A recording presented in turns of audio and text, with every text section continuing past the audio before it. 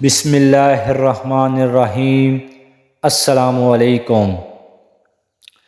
یوسف صلاح الدین کی شان میں یہ اشعار پڑھے: اے شام کے چورو، اپنی حرکات سے باز آؤ۔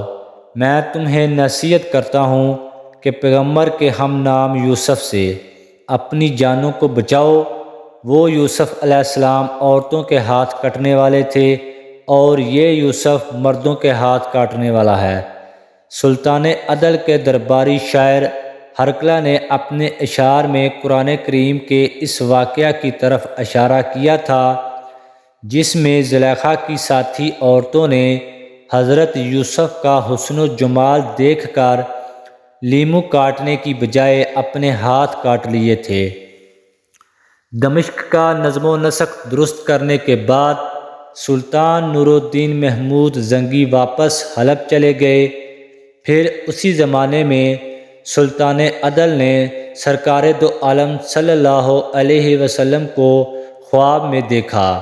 سلطان نور الدین زنگی بظاہر ایک مجاہد اور جنگجو حکمران تھے، مگر در پردہ وہ ایک نہایت عابد و زاہد انسان تھے۔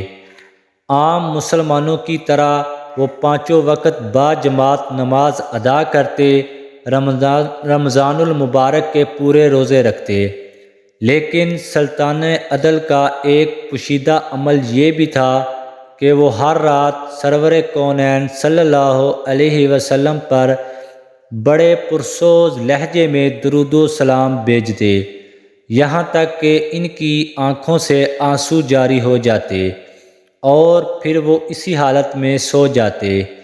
ہر اہل ایمان کی طرح سلطان نور الدین محمود زنگی کی بھی ایک ہی خواہش تھی کہ کسی دن خواب میں رسالت مآب صلی اللہ علیہ وسلم انہیں بھی اپنے دیدار سے مشرف فرمائیں۔ سلطان عدل کا یہ عمل برسوں سے جاری تھا، مگر ابھی تک ان کی یہ آرزو پوری نہیں ہوئی تھی۔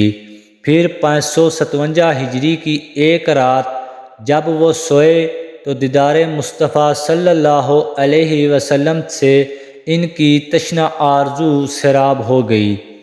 سرور کونین صلی اللہ علیہ وسلم ولی شام کو مخاطب کر کے فرما رہے تھے: نور الدین، یہ دونوں آدمی مجھے ستا رہے ہیں، جلدی اٹھو اور ان کے شر کا خاتمہ کر دو۔